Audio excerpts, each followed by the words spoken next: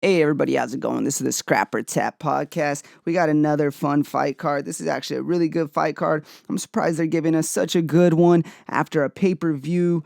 It's UFC Fight Night, Hall versus Silva, and it has some great fights on it, like Bryce Mitchell versus Andre Fili. We got Kevin Holland versus Muradov, and Maurice Scream versus Greg Hardy. That's just the main card. It's a pretty stacked card if you ask me. I like it. But first, let's let's do a quick recap. UFC 254 Khabib versus Gaethje. So, man, I was having a really good night.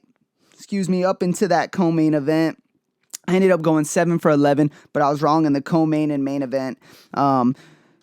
Justin just did not have he just did not have enough for Khabib. And Khabib proved that he is one of the greatest of all time, if not the GOAT, man. He looked dominant in there. A couple judges had it 10-9 for Gaethje, but me putting money on Gaethje, I still did not really feel that way. I didn't think he I just thought Khabib controlled that whole time, and that's why he's the dominant champ that he is. And and it's unfortunate to see him retire. It's a little sad, but at the same time, to go down on top, that's all you can ask for. And that's pretty awesome, man. So he's gonna ride off into the sunset, and that was a great career for Khabib. And then the co-main event, man, Jared Cannonier just did not he did not land that shot that I thought he would, and he didn't mix it up like I thought he would after realizing, you're not able to hang with Robert Whittaker, or Robert Whittaker was just, outclassing you a bit, and that's what happened. Robert Whittaker outclassed Jared Cannonier, and he still got it, man, and I will not be surprised if they give him that title shot against Adesanya. If they do not, and they make him fight once more, it is what it is. It seems like Robert Whittaker is cool with that, and maybe, Adesanya wants fresh meat, but I think Robert Whittaker will have that title shot very soon. He looks sharp. And then Alexander Volkov looks sharp against Walt Harris. I think he actually ended it with that body kick, like a teep kick. Man, and obviously closed the distance and ended it with the barrage of punches. He looked really good against Walt Harris, but I hope Walt Harris, bounces back and, gets back in there. He's a fun contender for that heavyweight division. And Laurie Murphy, she came through for us. She looked sharp. Tai Tuivasa got his first, not his first win, but he's back on track after a couple straight losses. He looked very good, KOing Stefan Struve, and Casey Kenny also looked very good against Nathaniel Wood. So, like I said, I went 7 for 11, not too bad, but we plan on doing a little bit better today for this weekend's fight card, UFC Fight Night, Hall versus Silva. So, like always, I'm going to fire through the prelims. I think this is going to be a pretty quick breakdown. I got a pretty good read on most of these fights, I feel like. So let's get it started. So to start the night off, we got a -175 Miles Johns versus Kevin Natividad, the +145, and I think this is going to be a really good fight. Fun one to start it off. Two young guys, two young prospects. I think Kevin Natividad can definitely be a prospect. We got Miles Johns, 26 years old, and Natividad at 27. Natividad, I think, is just a little bit bigger. I think he also fought at 145, because I think this is going down in the bantamweight division. But he just also looks like a specimen in there. He's very athletic, and he's good. He was supposed to make his debut a few weeks ago, I believe, and they found him a fight pretty quick against Miles Johns. I think it might be a slight step up in competition because he has some good UFC experience, but he was just KO'd by Mario Batista, but before that he has a win over Cole Smith. Cole Smith, he's a tough dude, but just that being your only win in the UFC, it's tough to, get behind, but he is still 10-1, and he does look pretty good until he got knocked out by Batista. I'm rolling with Kevin Natividad. He's an underdog, and I think this is going to be a good striking battle. And I think Kevin Natividad can definitely get him standing up. I honestly thought this was going to be a closer to a pick 'em, and I think as the week goes on, it might close. And I got these. I believe it was Monday or Tuesday, or early Tuesday. So these actually might have changed a little bit, but Miles Johns being a -177, I'm going to take the guy making his debut, Kevin Natividad. He looks sharp. And let's see what he got. All right, next we got the -230, Courtney Casey versus Priscilla Cachoeira, the the plus 180. Now, UFC does not have Priscilla listed, but on the Tapology of Courtney Casey, it has her listed to fighter, so we will break it down as such. Courtney Casey's been very active, and she's looked very good. She's been sharp on her feet, and I've actually picked her in her last few fights, even though she did lose her last fight against Julia Robertson. But that's a good submission artist, and she just got caught, and I don't think she's going to have to worry about that against Priscilla. Priscilla, man, she's been in some fun fights and wars, but that's not somebody I'm putting my money behind, and I'm going to have to keep that role going. With Courtney Casey, like I said, she's been very active, and I like that. And I wouldn't be surprised if she gets, her own submission, because I don't think she's going to have to worry about it. So she did get submitted by Jillian Robertson, but I don't think she has to worry about that against Priscilla. But I wouldn't be surprised if she catches her own submission. But I'm gonna go with the decision over Priscilla. Oh, man, no, let's go TKO. Let's go TKO stoppage in the second round for Courtney Casey. All right, after that, we got the minus 325, Dustin Jacoby versus Justin Ledet, the plus 250. All right, man. These guys definitely, I feel like they're going to go in there and put on a war. It's going to be a fun brawl. This was actually a tough one for me to choose. For a while, I guess I'm going to ruin my pick, right? But for a while, I was going to go with Justin Ledet because I wanted that underdog. But, man, it's so hard to bet on someone. I like Justin Ledet, man. I think he leaves his chin out there a little bit too much. He did come off a decision loss against Aleska Kimura, and I think highly of Aleska, and I thought he was actually going to finish him, and he didn't. So, he proved some.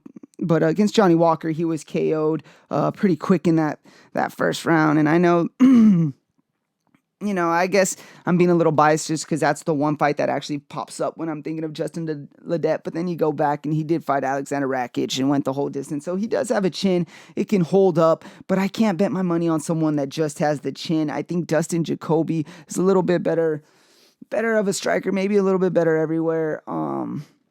I'm going to take Justin Jacoby, even though he's coming off his loss against Chris Kamazee by submission.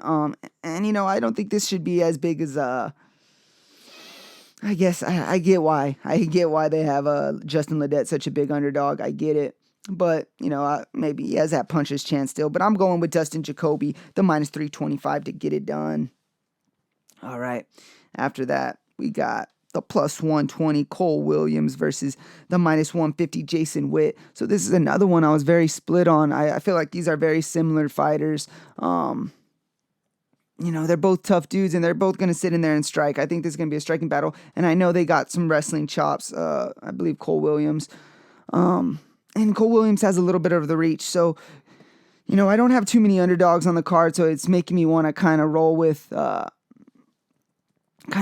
Cole Williams, but something's telling me, that age, he's getting up there, and these guys it's a welterweight division. I mean, 170, they're not small dudes.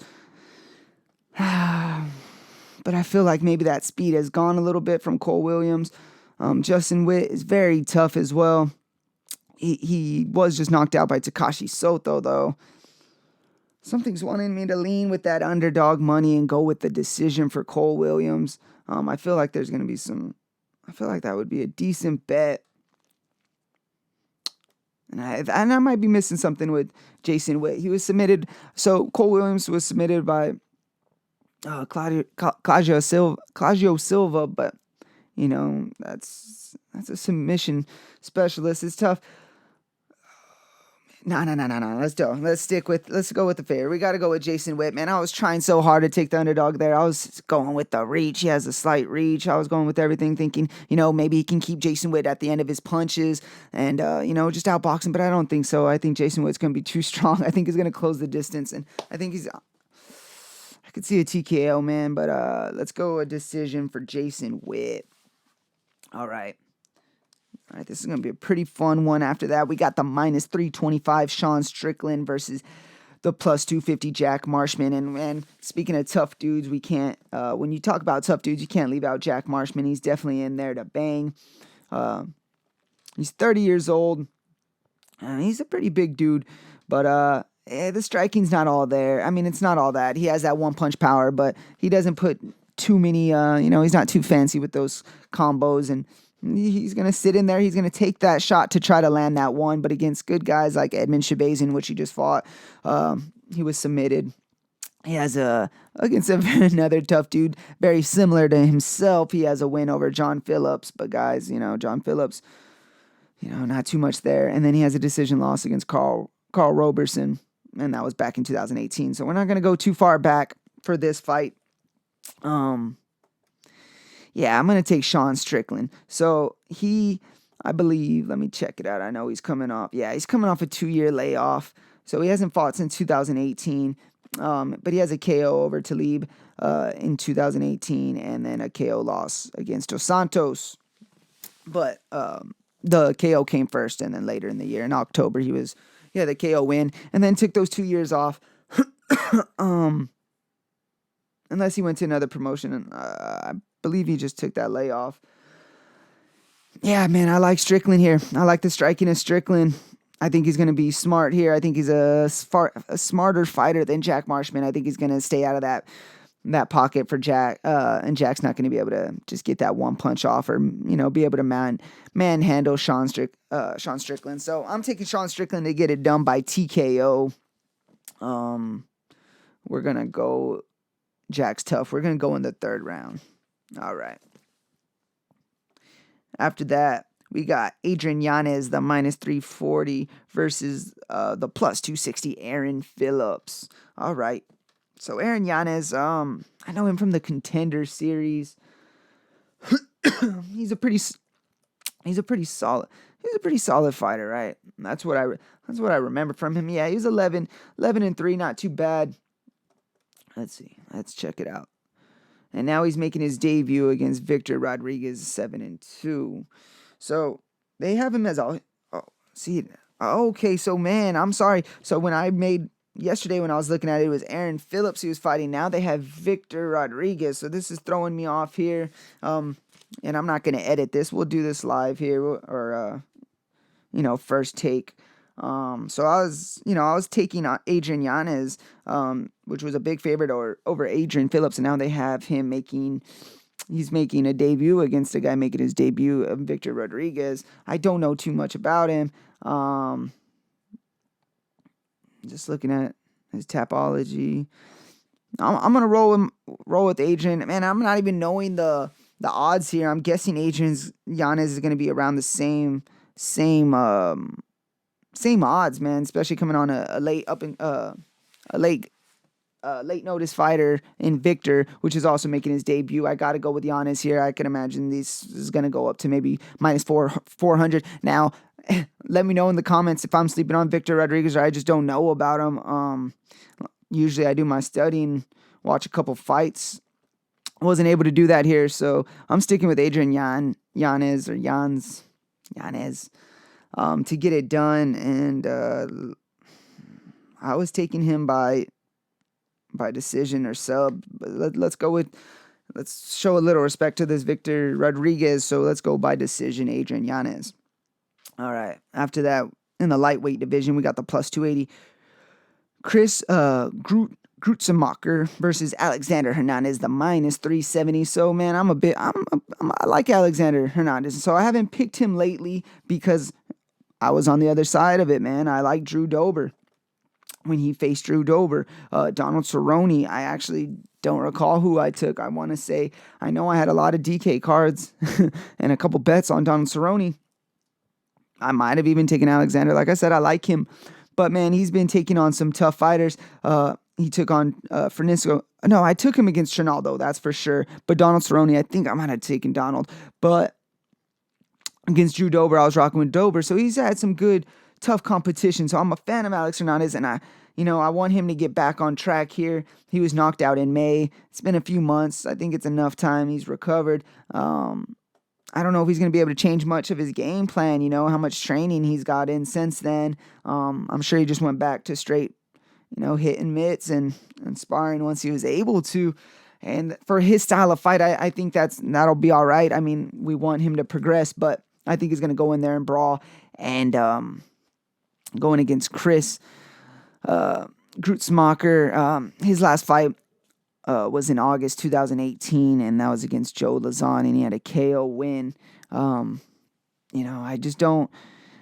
I don't know if he still has that. He is 34 years old, and he's going against a young 28 years, Alexander Hernandez, which is 28 years old, and very tough, man. I'm going Alexander Hernandez, big favorite. It's understandable, the big layoff.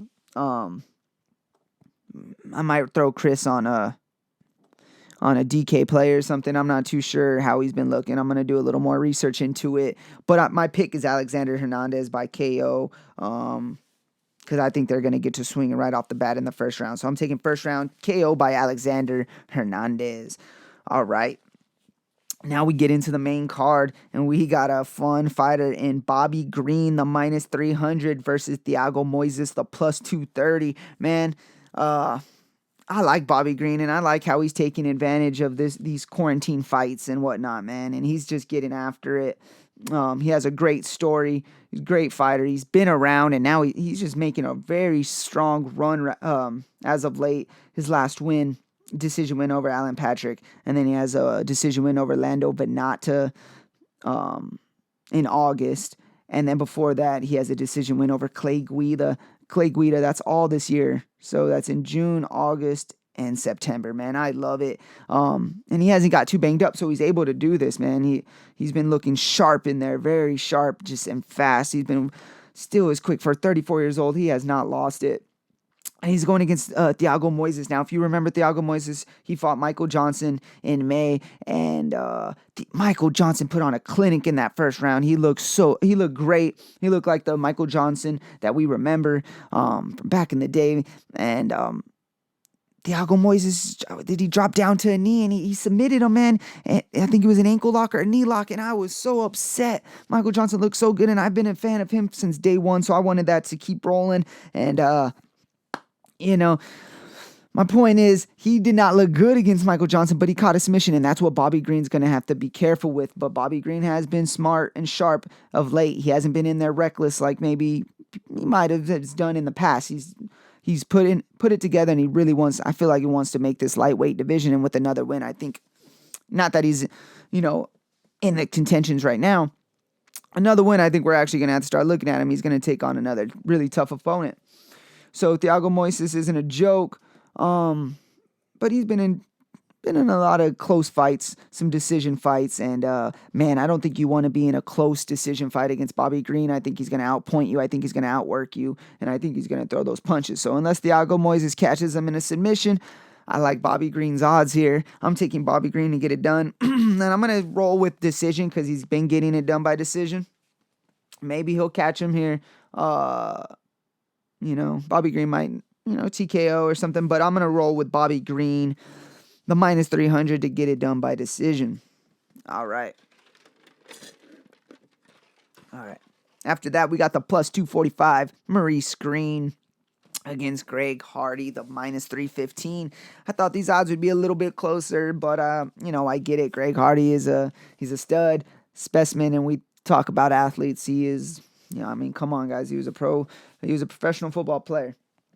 So he is that athlete, and I was wanting to take this underdog money off the bat. I like Maurice Green, and I like to take him when it's close fights, especially when he's the underdog fights.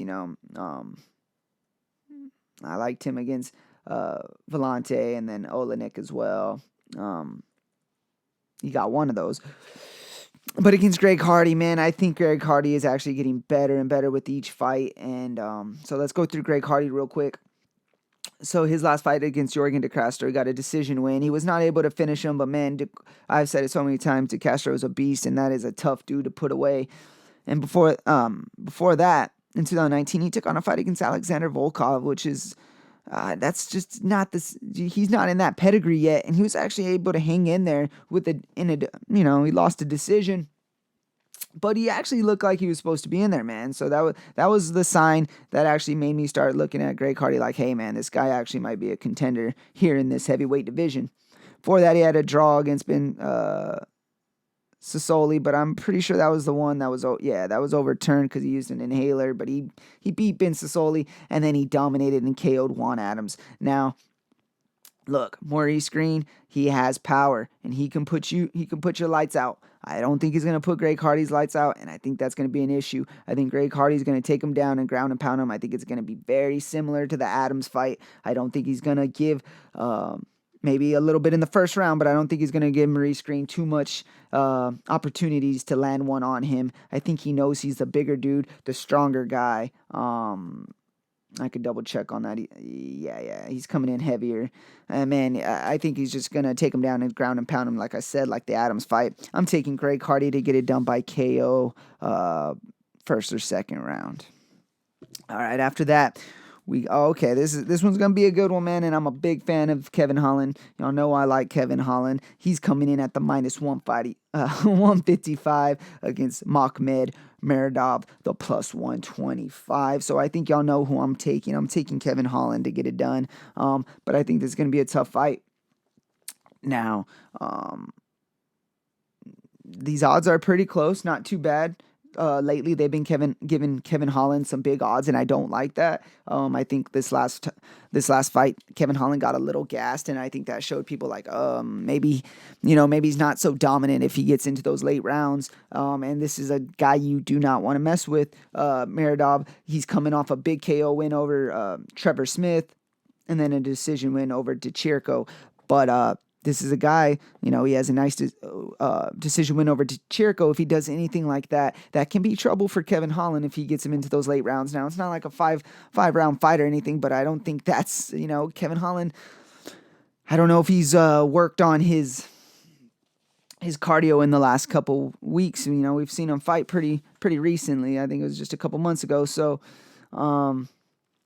hopefully Kevin Holland is working on that. Yeah, he fought in September, so it was last month against Darren Stewart, and Darren Stewart, Kevin Holland won the first 2 rounds, but he did not look good in the third, so that's going to scare me, but I think he's going to get it done early. I'm going to go with second round stoppage, TKO for Kevin Holland. I'm going with some type of kick. I'm feeling the head kick, maybe a body kick.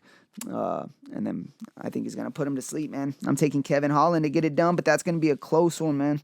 After that, we're going into the co-main event, and man, this is another reason I'm loving this fight. I love both of these fighters. We got the minus 155 Bryce Mitchell versus Andre Fili, the plus 125. We got Andre Touchy Fili. We'll start it off first. He's a little bit older. He's been in the UFC for a little bit. He's since 2013, so for a good while. But man, as of late, he's looked pretty sharp. He has a decision win last against Charles Jourdain. He got a decision loss against Sadiq Youssef, but Sadiq Youssef is a stud. And then before that, he has a KO win over Moraes and Shaman Moraes and Miles Jury. Decision win over Miles Jury. So, man, he's been looking sharp these last 2 years. He is a good fighter, and, man, he can put your lights out. And he's going against Bryce Mitchell. If you've been rocking with me, he is one of my dark horses in that featherweight division. I think he's going to make a run, and I called this before his last 2 fights, so it was way before the Twister. Excuse me. I've been a fan of him, but I'm glad that Twister put him a little bit on the map. Finally got him his camo shorts. I think he's going to look good out there against Andre Fili. I think he's going to close the distance super quick like he did against Charles Rosa and not give him that puncher's chance. Andre Fili can land something pretty crazy like a flying knee. I think he's going to try some spinning stuff. I think he's going to try to land some kicks. He's going to try to affect Bryce, man. He's not going to just, I think it's going to be a way tougher fight than that Charles Rosa fight. But I think that wrestling of Bryce Mitchell is going to be superior here. And I would not be surprised. I'm going to take a second round submission for Bryce Mitchell. And I think he's going to find a way to take Andre Fili's back. I think the first round might be a little close. Andre Fili might land a couple on Bryce. But Bryce has a tough chin, man. And I'm a big fan of Bryce all the way from who he trains with in his camp. And he's just an entertaining dude. So I want to see Bryce get it done here against Andre Fili. And I think this is a big step up in competition for him. And one step closer to making that title run in that featherweight division. So I'm taking Bryce Mitchell to get it done by submission second round. All right, after that, we got the main event.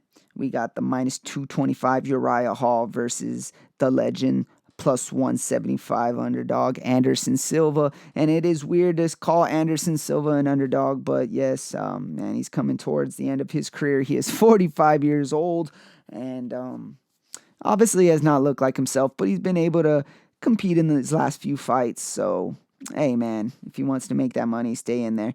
But he does have a KO loss. His last fight, he fought Jared Cannonier, which we just saw fight for the against Jared Whittaker.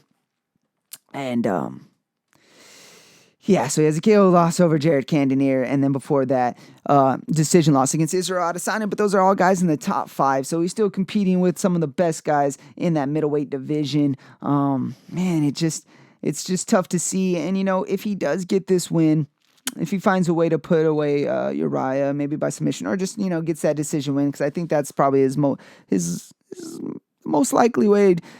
His best path to victory is most likely probably decision, but I can see him finding some type of submission, but I don't see that happening, man. I'm liking Uriah Hall here. I mean, he's 9 years younger also. He's 36 years old, and he's also looked very good of late. This is the fight that maybe, Silva sees, because, I mean, you're coming off of fighting Jared Cannonier and Israel Adesanya, so this is definitely a bit of a step down, right? Not too much. Uriah Hall is a great fighter as well. But, it's not the champion Adesanya. So, he thinks this might be that win, get him back on track and, maybe go off with a W. But, man, we got Uriah Hall. He has a decision win over Antonio Carlos Jr. in 2019. And then in 2018, he was a little more active. He has a KO win over Bevion Lewis, and then KO loss against Paulo Costa, but Paulo Costa is a stud, and that was 2 years ago. So, man, he's been looking good of late. Uriah Hall, I think he's going to just be able to honestly outstrike him. I think it depends, man. A lot of guys been showing Anderson Silva a lot of respect in there, and I understand it, man. He is a legend, Hall of Famer, but, except Jared Cannonier, he said, I'm going to knock you out, but, if he does not try to hold back and just win a decision, I think he can land. I think he's going to be throwing some nice-looking kicks, some vintage Uriah Hall that we saw back from the Contender Series days. And yeah, man, I just think he's gonna outwork Anderson Silva, but I'm gonna take Uriah Hall by decision. I think there's gonna be a lot of leg kicks, a lot of body kicks, and I think he's just gonna outstrike Anderson Silva. He's gonna be quicker, just due to age, and but I'm not sleeping on Anderson Silva. He can catch Uriah Hall. Maybe, I wouldn't be surprised if he lands a nice straight right, and then, maybe drops him and finds some type of submission, or maybe even just tries to take him down. We haven't seen that much of Anderson Silva lately, so that's not what I'm going to bet on. I'm going to bet on Uriah Hall getting it done by decision against Anderson Silva. All right, I'm going to give you a couple locks. I'm going to give you 2 locks and two underdogs that I would go with. So my lock that I'm going to take, it's going to be Greg Hardy over Murray Screen, man. I was thinking about this for a while, and yeah, I like that one, man. That one's a good one. And he is a big favorite, so I'm not calling anything out of the ordinary, but yeah, man, that's a safe lock right there. And then a little bit more of a risky lock. I'm taking Bryce Mitchell. He's a minus 155 against Andre Fili, and I think those are going to close. I think it's going to be a bit closer. And man, I am a little biased, but I'm still going to throw Andre Fili on a couple DK cards. He has a shot, but that's another lock for me, Bryce Mitchell. Now for my underdogs, it's going to have to be Muradov against Kevin Holland. Now, and I did pick Kevin Holland to get it done, but like I said, if he gets tired and it goes late, Muradov can definitely get it done, and that's scaring me from that last Stewart fight. But I'm still taking Kevin Holland to get it done in that one. And then my other underdog is the one I took, Kevin Natividad, the plus 145. I think he's going to get it done over Miles Johns. Would not be surprised if he TKOs him. But yeah, I think he's going to outwork Miles Johns. And I think this is going to be a fun fight, man. This is UFC Fight Night, Uriah Hall versus Anderson Silva, the Scrapper Tap podcast. Thanks for tuning in.